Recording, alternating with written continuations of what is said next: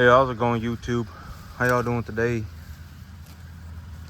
I just let these animals on the sorghum Sudangrass for now because, well, I need to get this sorghum. I need them to start eating the sorghum Sudangrass because I'm out of grass in the back.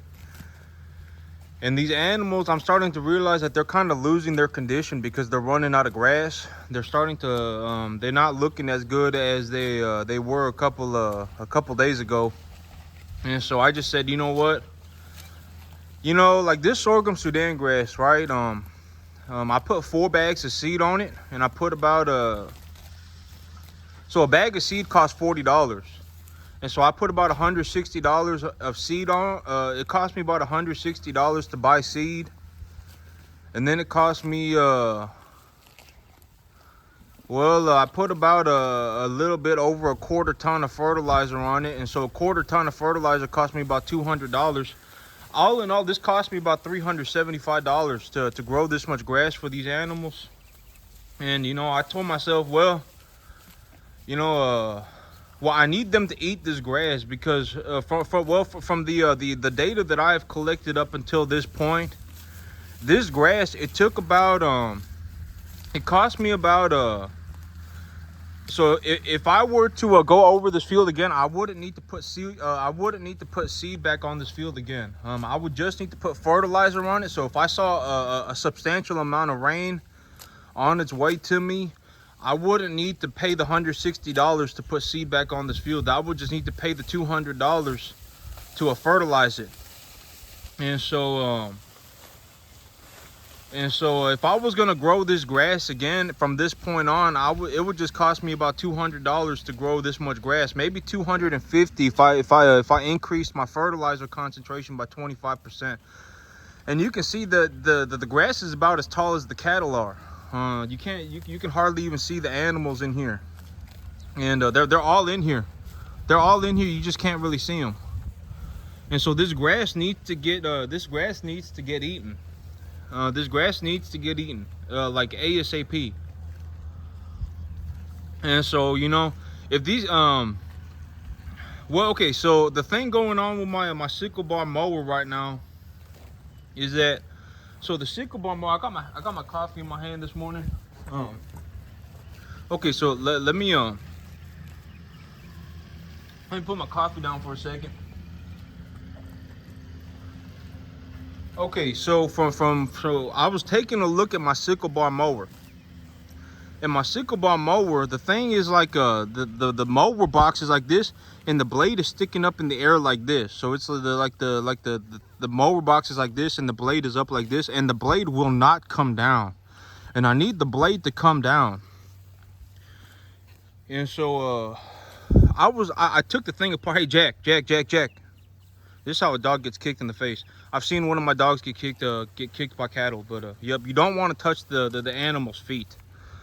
Okay, so I got the Jack, leave him alone. My whole big thing about these cattle is, you know, don't ever want to freak them out. If the cattle get used to freaking out, it's very bad. I mean, you can't even hardly handle them.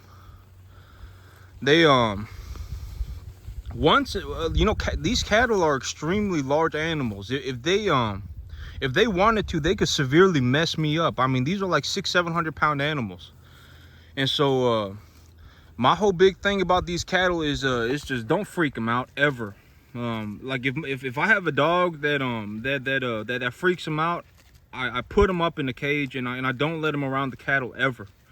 And me, when I handle the animals personally, I handle them in a way that doesn't freak them out, because I don't want these animals getting used to freaking out around me, because if they get used to being scared when they see me, that's a big problem for me. I could end up getting very badly injured by one of these animals. And so my whole big thing is always just keep the cattle calm, because these cattle, they're herd animals. If one starts freaking out, they'll all start freaking out. And so it's bad. You don't want these animals freaking out. I just want to keep them as calm as possible at all times. But okay, so the sickle bar mower, I was taking a look at it, and the thing is belt driven. So there's a big old gear, circular gear, or I guess it's like a big old thing, a circular thing on the top, and then a smaller circle on the bottom. And those two circles, they're connected by a belt. And so the big circle on the top, there's a little circular, it's got like it's screwed onto the gearbox. It's screwed on there, like it's literally screwed on there, and then that screw is attached to the tractor. And so when the tractor rotates that wheel, that upper wheel, it causes the lower wheel to rotate. Hey, Jack, leave him alone. It causes that bottom wheel to rotate, and when that bottom wheel rotates, that bottom wheel is what is connected to what is called a wobble box on the other side. And that wobble box is connected to the mower blade. And so when the wobble box starts wobbling, when it starts rotating that gear, it'll make the wobble box wobble, and that's what causes the blade to move up and down. And so I think I'm gonna get this thing fixed up later here in about an hour. I think I got it figured out. I think that the only thing I need to do is I need something like a U-spanner. I need a pin wrench, an adjustable pin wrench. And if I think that if I just pull the smaller wheel off of the box, if I just pull the smaller wheel off of it, I can actually remove the wobble box entirely. And the wobble box is what's connected to the sickle bar, to the mower itself. So if I just pull that one small wheel off of there, I think I can pull the whole wobble box off of there. And if I pull the whole wobble box off of there, I can lower it and then reattach it to the belt box. And so I'm gonna get that fixed up today. I'm gonna give that a go today. I'm gonna see if that works. And I need to get that sickle bar mower going so that I can cut this grass for these animals to eat. You know, because like these animals, when they walk around on the sorghum Sudangrass like this, they stomp a lot of it to the ground. A lot of it gets stomped to the ground. And so, but I'm kind of, I don't really have any choice right now because they're completely out of grass in the back. They're completely out of grass in the back, and this grass, it needs to start getting eaten. I mean, this grass right here, 2 acres of sorghum Sudangrass, this is like enough cattle feed. You know, I only got 5 weight animals. These animals are only like 500 pounds. And so if I was gonna feed this much grass, I mean, it would take them all month to eat all of this grass, literally. I mean, this is a tremendous amount of grass. And so I need to start cutting this. And the thing about this grass is that if it gets more rain on it, and if I fertilize it again, it's gonna keep growing. And so this grass is gonna grow back. And so I'm in a situation right now where I have just way too much cattle feed and I have way too much grass. And I need to start getting rid of this grass. And so even if they stomp it, it's better. Even if they stomp it, I need them out here chewing on it. Because if this grass doesn't start getting eaten, the next time it rains, it's gonna grow like another foot, and then it's just gonna keep on growing. And then I'm gonna perpetually be in a situation where I just have way too much cattle feed. Like if I was gonna feed, like let's say I planted all 10 acres of my farm, and I planted and I planted 10 acres of grass. You know, realistically, for me to feed 10 acres of grass in good weather conditions and decent weather conditions, I would need like 150 animals. You know, I don't think people understand how much grass grows. Like if I planted this 2 acres, and then I planted my 8 acres in the back, I was raising 5 weight cattle, I would need like 100 to 150 animals to be able to feed that grass. And here's the thing, is that 10 acres of grass, it cost me maybe $500 a month to grow. Once I got the seed in the ground, all I have to do is fertilize it, and that cost me about $500 a month to grow. And so I'm perpetually in a situation where I need more cattle.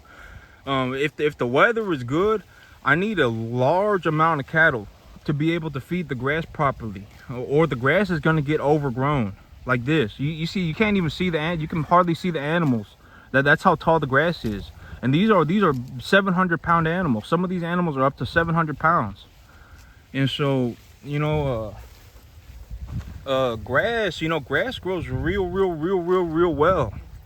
You know, and you know, if I was going to legitimately feed 10 acres of grass, let's say let's say that the weather conditions were kind of decent, like they are now, where it's above 60 degrees at night, and it's under 100 in the morning, or under 100 in the afternoon, and I get about 3 to 5 inches of rain in a month. You know, if those are the weather conditions, if I get 2 months like that, I can feed about 150 animals. If I get 2 months where it's just the weather's just kind of decent, I can feed. And if I'm raising 5 to 6 weight animals, I need about 150 cattle to be able to feed that much grass. And so, I mean, I'm perpetually in a situation right now where I have way too much cattle feed. And if I don't do something about this grass is going to get overgrown. And so, you know, and here's the thing is that I would rather invest the $500 to grow 10 acres of grass like this than to just hold on to the $500. Because, I would personally just rather just invest the $500. You know, and if I could feed 500 animals for $500 a month, I would rather invest the $500. But that's the thing, is that I need 150 animals if I was realistically going to feed this grass.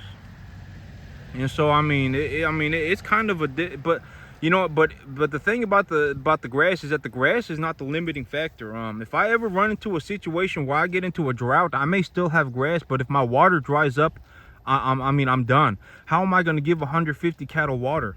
That's the big problem, is the water. And so, I mean, the feed is not a problem.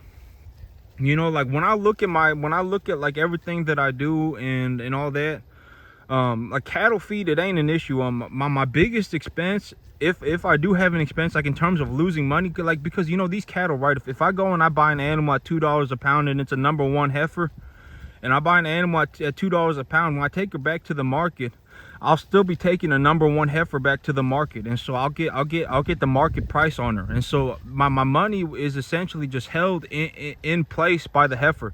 The animal itself is worth money. And so as long as it's graded as a #1 animal, when I take it back to market, it will be a #1 animal again. And so my money is essentially just as good as it was as if it was cash. Because if I went and I paid $700 for the animal, right, and I took her back to the market, chances are I'll get $700 back for her. And so I don't really see that as spending money. I see that as me trading my money for something that is good as money. And so the only time I ever genuinely lose money, is if an animal dies. That's the only time I ever lose money. Like cattle feed, if I give them cattle feed, they'll put weight on them and I'll get my money back, right? And so it's not like an expense. You know, cattle feed is not an expense. You know, when I feed these animals grain, as long as I measure how much they're gaining on the grain and they're not just eating the grain to, you know, that they're actually putting on a relative amount of positive gain on the grain, and I weigh them and they're putting on a relative amount of positive gain, I make my money back on the grain, or a majority of my money back on the grain. And then I also get tax benefits for buying the grain. The place where I lose money, the only place where I lose money in terms of cattle, is if, one, I buy a non-graded animal. So if I buy an animal and let's say she turns out to be, that animal turns out to be a little midget, what do they call them? A miniature animal, you know, that I could lose my money on that. And so, but the way to overcome that is to buy graded animals. If they're a #1 or a #1.5 graded animal, when I take them back to the market, they'll still be a #1 to a #1.5 animal, and then I'll get the market average price on them. But the only place I ever lose money is if an animal dies. If an animal dies, there's nothing I can do. And so, and you know, if I lose even 1 out of 10, 1 out of 5 to 1 out of 10 animals, the chances of me making money pretty much go down the drain. And so, I mean, it ain't all easy or nothing like that. But you know, cattle, it's a very, very well, I mean, you know, like if someone's real good at growing grass like me, if they're real good at growing grass, the chances of them, they're gonna have to learn how to raise cattle. But you know, it's good money. It's very good money. And yeah, I mean, it's not easy to raise the cattle though. I mean, it's just not. But yep, that's it for me today, YouTube. Y'all have a good one.